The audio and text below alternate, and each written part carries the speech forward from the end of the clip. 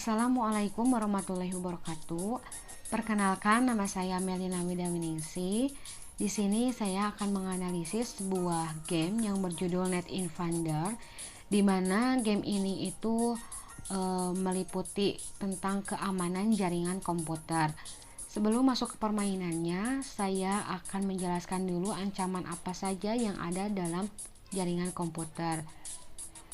Nah, yang pertama itu ada spyware. Spyware ini adalah ancaman yang tidak terlalu berbahaya, namun dia dapat mengganggu berjalannya suatu sistem. Kemudian ada Trojan. Nah, Trojan ini tuh adalah ancaman yang berbahaya karena dia itu menyamar sebagai perangkat lunak yang sah. Kemudian ada intruder. Intruder adalah virus yang memproyeksi dirinya ke dalam jaringan komputer.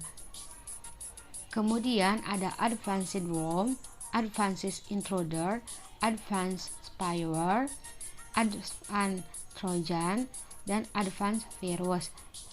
Nah, ancaman ini itu menggunakan teknik kebingungan. Dan virus ini tuh bisa dideteksi dengan menggunakan CIO. Kemudian ada worm. Nah, virus ini itu virus yang bergerak dengan cepat melalui jaringan. Kemudian yang terakhir yaitu ada virus. Virus adalah ancaman yang sangat berbahaya dan merusak suatu sistem. Kemudian ada perangkat untuk mendeteksi ancaman. Yang pertama ada ASA X Firewall, di mana berfungsi sebagai antivirus dari ancaman proaksi sehingga bisa memberikan perlindungan dan pemberhentian ancaman yang menyebar melalui jaringan. Kemudian ada Web Security Appliance, perangkat untuk memeriksa lalu lintas web untuk mencari ancaman. Kemudian ada Intrusion Prevention System sebagai pertahanan untuk menghentikan ancaman dan penyusup. Kemudian ada Advanced Malware Protection, dapat menghapus ancaman lanjutan terbaru dari lalu lintas.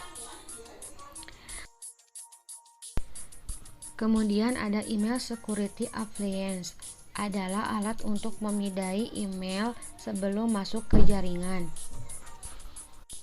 Nah, selanjutnya ada Security Intelligence Operation Add-on untuk menghentikan ancaman lanjutan terbaru.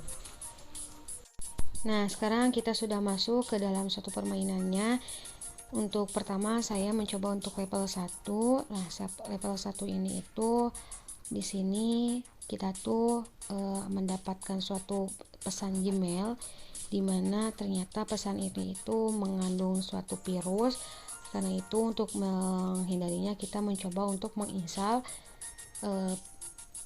ASA Expire. Nah, ketika si virus ini melewati ASA Expire, maka virus ini itu akan berhenti dan musnah. Kemudian di sini ada Email Security Appliance, di mana ini tuh alat untuk mendeteksi pesan-pesan sebelum masuk ke jaringan kita. Nah, kita di sini install ESA. Nanti ESA ini itu akan mensortir pesan yang baik atau yang ada virusnya. Kemudian kita lanjut ke level 2, dimana ternyata di level 2 ini tuh ada seorang pengguna dan dia itu membawa sebuah laptop. Namun ternyata di dalam laptop itu ada sebuah virus dan laptop itu membawa virus. Tapi kita menggunakan alat ASA, jadi sehingga virus ini tuh tidak bisa melewati sistem keamanan kita dan bisa dimusnahkan oleh kita. Nah, ternyata banyak pengguna yang ternyata di laptopnya itu mengandung worm, sehingga worm ini itu sedikit mengancam keamanan kita. Tapi karena di sini kita memasang 2 ASA firewall, maka si worm ini itu musnah, dapat dimusnahkan dengan mudah. Oke, selanjutnya kita masuk ke level 3, di mana level 3 ini tuh ada Advanced Malware Protection yang berguna untuk menghapus ancaman lanjutan terbaru dari lalu lintas. Nah, Di sini saya memasang alat intrusion prevention system. Ini itu berguna untuk mengidentifikasi dan memblokir ancaman terhadap jaringan. Kemudian di sini tuh ada identifikasi service agent atau ISE. Ini tuh alat untuk mengidentifikasi pengguna yang membawa ancaman. Ternyata dari email-email yang datang itu ada email yang tidak bisa dibaca. Oleh karena itu kita harus menginstal perangkat Advanced Malware Protection untuk menghapus ancaman lanjutan.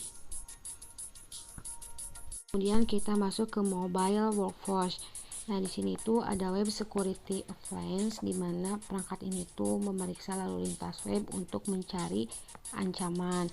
Nah, jadi nanti tuh dia kayak mendeteksi apakah si web ini tuh ada virusnya atau misalnya mengandung ancaman apa tidak. Dan jika ternyata web ini tuh mengandung ancaman, maka WSA ini tuh akan memusnahkannya langsung, dan yang tidak mengandung ancaman maka akan masuk ke status jaringan. Nah, di level selanjutnya kita mencoba untuk menggunakan virtual private network. Nah, ini itu berguna bagi kita untuk agar kita tuh mudah mengakses data di mana saja. Kita mulai saja install VPN-nya. Nah, ini udah mulai bisa diinstal. Nah, begitu data-data yang masuk begitu banyak, kita bisa alihkan ke tempat yang lain. Dan karena banyak juga, kadang kita tidak terlalu bisa mengontrol apakah si data itu tuh aman apa enggak. Nah, ini tuh salah satu manfaat dari si virtual private network juga. Akhirnya kita bisa mengatasi data-data yang masuk dan jaringan kita tetap aman.